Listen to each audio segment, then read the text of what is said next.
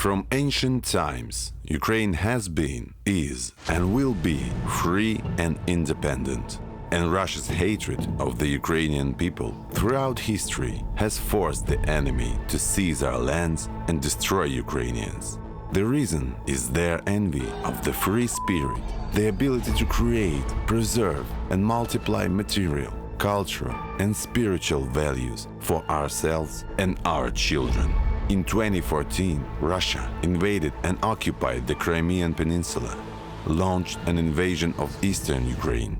Thousands of casualties, military and civilian, women and children, hundreds of thousands of mutilated fates. And on February 24, 2022, Russia launched a large-scale genocide of Ukrainians with all kinds of weapons across the country.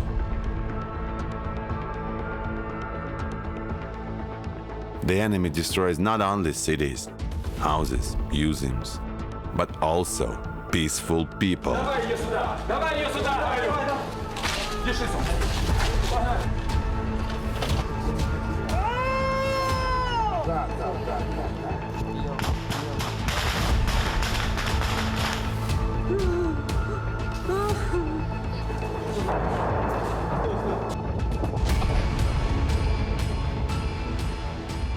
Despite the pain and loss, despite thousands of wounded veterans, captured Ukrainians, and millions of displaced people, Ukraine remains unbroken in its faith and desire to protect itself and its freedom.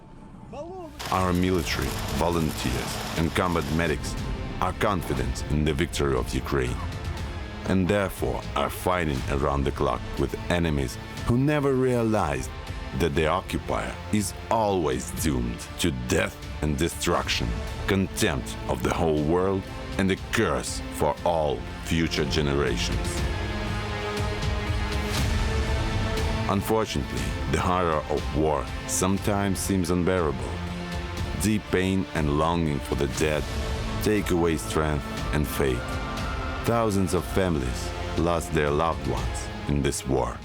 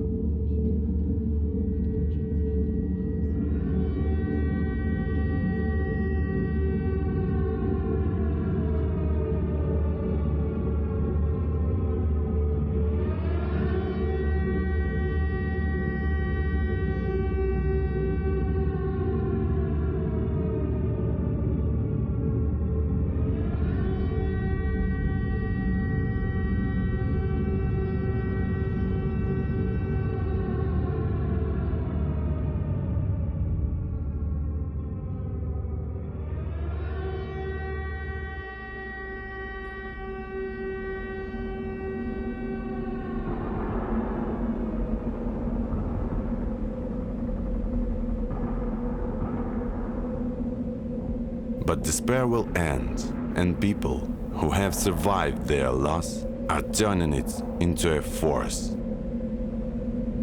After all, when it seems to you that you are on the verge of despair, higher powers give energy, and pain becomes a resource. And when we support those who suffer, help each other, we grow wings, we begin to move on and live a life full of faith, love, and memory.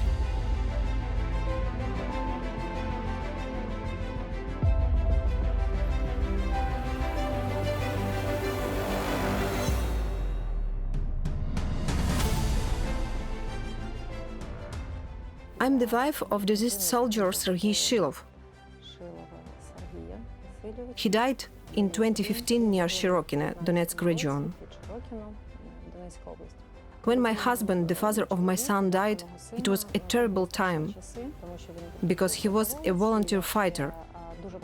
And I spent a lot of time trying to prove that he fought. And it took a very long time to somehow recover then and start living again. And at that moment, when it was very difficult, volunteers helped me a lot. They are just angels helping people. I thought, well, how is it possible? People don't know me, but they help me. And then I realized that I would also help people.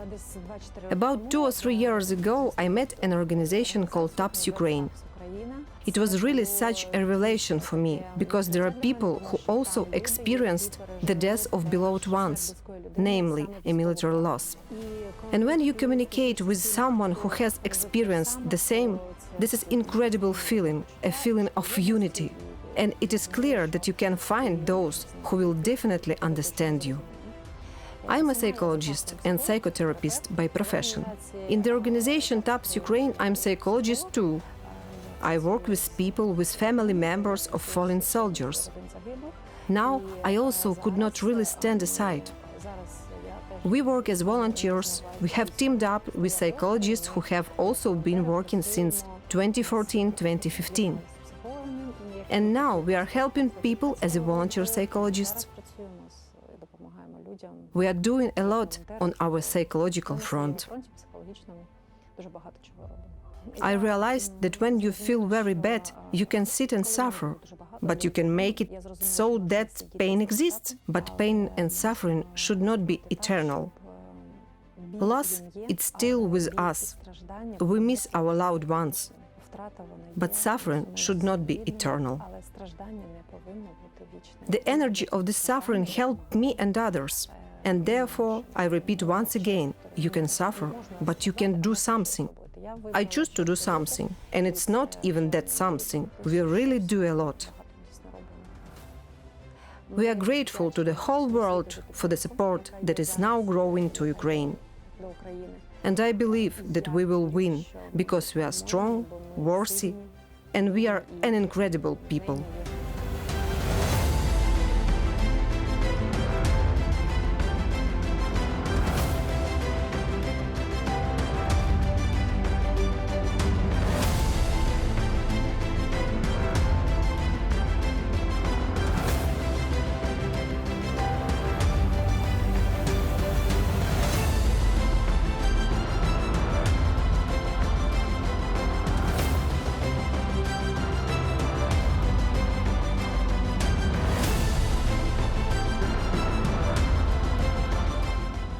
My name is Tordokhlib Ilona. I have been in the armed forces of Ukraine since 2011. Therefore, the war that began in our state in 2014 touched me, let's say, directly and immediately. Already in 2015, I met my loved one, with whom I planned to live my whole life, create a strong family.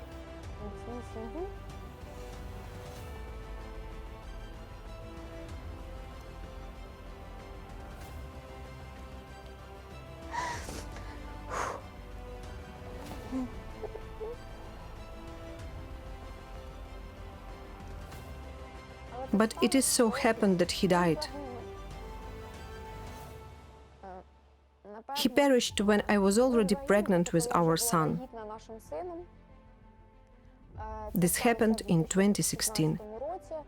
He was a scout, the commander of a long-range reconnaissance company. For the first probably 2 years, I did not understand that at all. I couldn't accept this information. I understood with my mind what had happened, that he had died, that he was no longer there, but in my heart. I couldn't accept it, perceive it, fully experience, completely somehow, and then start living differently. I still lived in the past.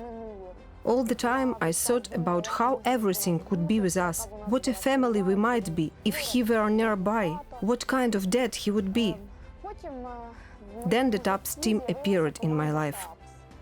These are my kindred people with whom it was much easier to experience this grief Therefore, these are the people who perfectly understood everything that was happening in my soul, because these people experience everything that I did. It was easy with them because we spoke the same language, we were on the same page. The child was growing up, and I surrounded myself with such strong, kind, necessary people. And one day I began to live differently. With the arrival of aggressor in our country this year, I started volunteering. Now that the enemy has aggressively come to our state, I realized that I too must do more than I can. Therefore, I took over a few military units with which I have direct contact. They give me lists of their needs, and I, if possible, collect all the things that they need. This can be both food, thermal imagers, that is from small to large, let's say so. I also helped the wounded soldiers who are in our Dnipro military hospital. I help what I can. I really believe in our armed forces. I believe that our victory is not far off. The fact that the victory belongs to Ukraine is not even discussed, because Ukraine will win. I really believe in Ukraine, the Ukrainian people, our soldiers, our women. We are a very strong nation that cannot be overcome. And all these losses that our state has suffered, all these losses that we all have suffered, they are not in vain, because Ukraine will win. There is no other way.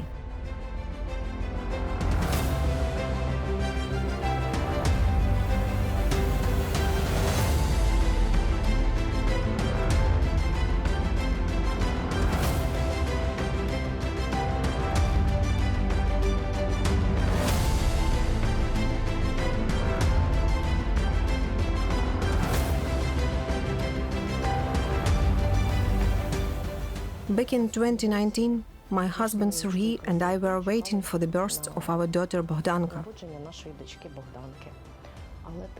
But it so happened that on March 20 he died. He perished in Avdiivka, Donetsk region, exploding on an enemy mine. They were on a combat mission with their brothers in arms.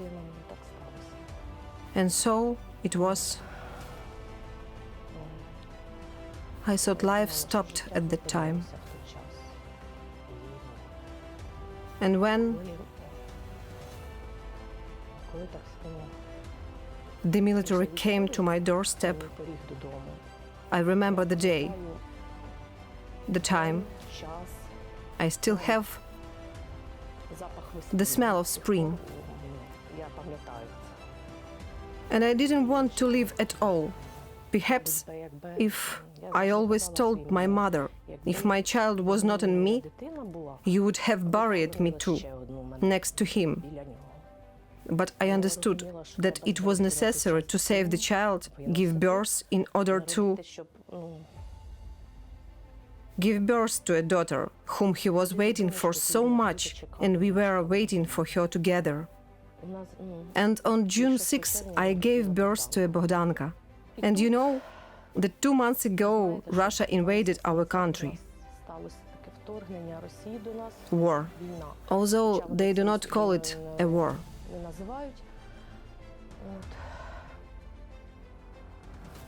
To not sit at home so that this wouldn't drive me crazy, I decided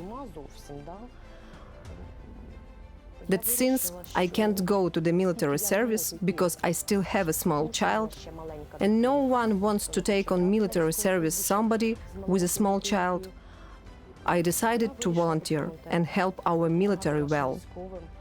At least something that I can. I organized several girls of my acquaintances. We found a place we turned to our Yulia Dmitrova for help. She told us everything, and now we are cooperating, helping the military the best we can. Brothers in arms who were on a mission with my husband at the terrible moment were also very badly wounded, but they are now fighting in the 93rd Brigade, and I help them the best I can. Instead of waiting, I choose the path of volunteering. We help our military as much as we can, and we are moving towards victory. Everything will be Ukraine.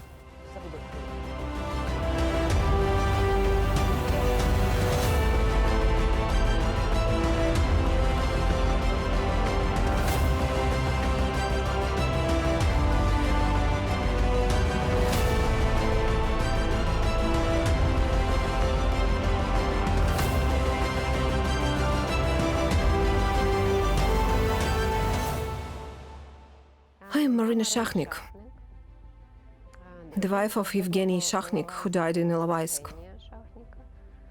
He was captain enrolled during the first wave. He worked as an IT specialist in the banking sector.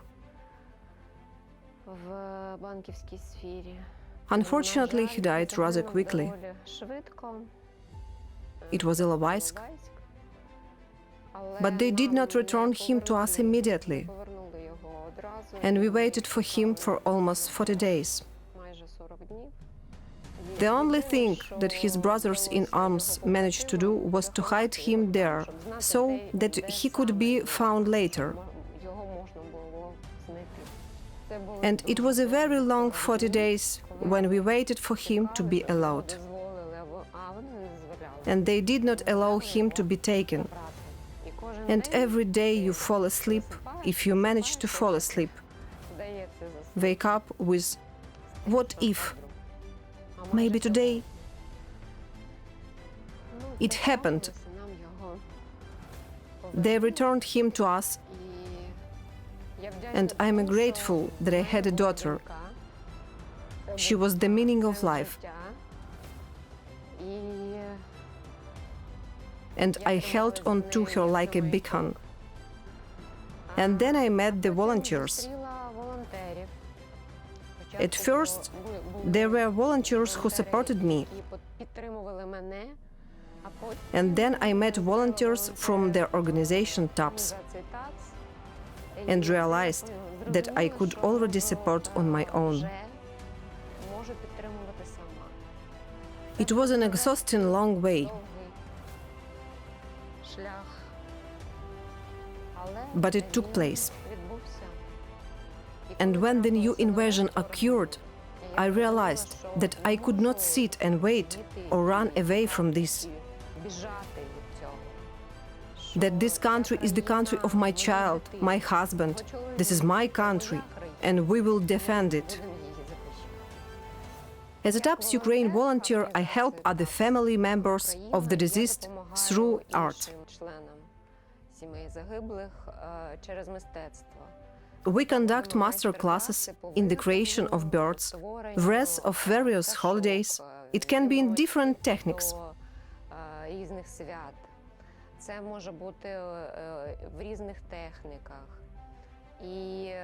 And people who come to us after the master class connect with each other. Through art therapy, they can express their feelings. As a headquarter volunteer, I now help keep the military in contact with the volunteer headquarters and get what they need.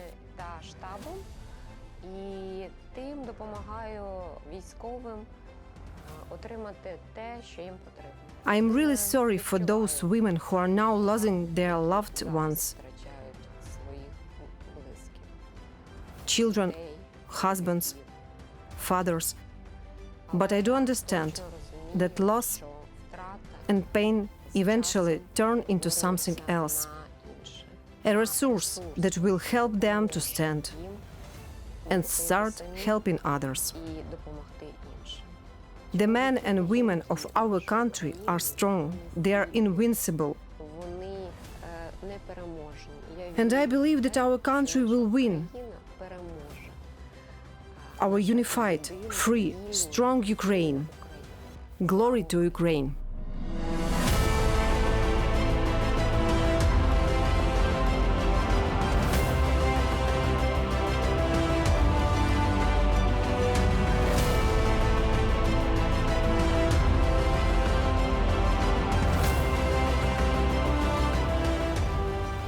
In 2014, my husband Mykola Kurnosenko died. He perished in Ilovaisk. We have been looking for him for a long time, hoping for a long time, waiting, but unfortunately, this story ended very tragically for our family. My volunteering journey began in 2022 with this war. I realized for myself that I would not be able to stay at home at such a time, and I should at least somehow help the military, people who are experiencing terrible losses, who lost their home, who lost their loved ones. And now I work in a volunteer headquarters. In addition, I am a psychologist by education.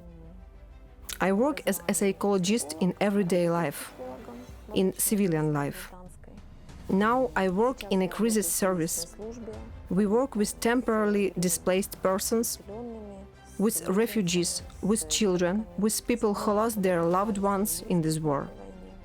I believe that every person, despite the difficulties, despite the losses, maybe not immediately, but over time, will definitely find the strength in himself to help those who need this help. I am sure that we will defeat our enemies. I am sure that we have enough strength for this. And we are now much stronger and more powerful. We will overcome everything. Ukraine above all. We will win.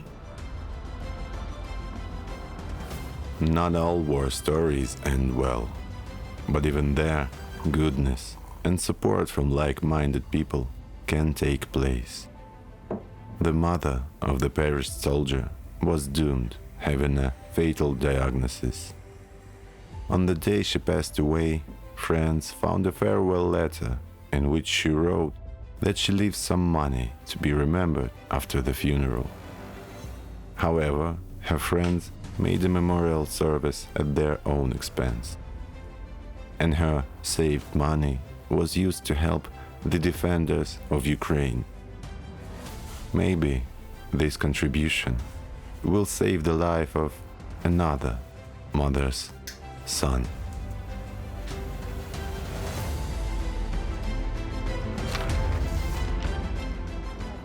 My name is Lilia Kravets. I am the sister of deceased hero of Ukraine, Horolsky Anton, who died on August 26, 2014 in Ilovaisk. It was before leaving the corridor from a mine explosive injury. There is both suffering and pain. I had a very hard time. In about a month, it overwhelmed me so hard, and I understood that I could not handle it. I couldn't sit back because my brother's wife and 2 children were by my side. And it was the children who didn't let me sit back, because they were generally confused, very confused. They were not at the funeral, and for them the father was alive. They didn't understand why everyone was behaving like that. My brother and I saw each other for the last time about 20 days before his death. Is it for good or bad? When I asked him, Anton, what do you think? Will the war end by autumn? He said, this is just the beginning, and be prepared for the fact that it will be for a long time. And after his death, I understood that something had to be done to make all this end as soon as possible. And I went to work in Dnipro 1. I was at the first meeting with TAPS Ukraine when Bonnie Carroll made a visit. I understood, already working in Dnipro 1, communicating with the families of the deceased, that it was necessary to unite. We must unite to remember the heroes, to live on. February 24, 2022, it was not the beginning of the war for me. The war for me began in 2014. There was no confusion, no shock. On February 25, in the morning, I was already at the volunteer headquarters. Since February 24, I have been a volunteer at the coordination center of volunteers, and I do everything. We feed, clothe, help the military, displaced people, people in difficult situations. Apparently, this war showed that it is necessary to help, to give more than you take. Life goes on, and any loss can be more easily overcome by helping others. The victory belongs to Ukraine, and this war has proved that we are strong, we are united. There is no doubt that victory will come very soon.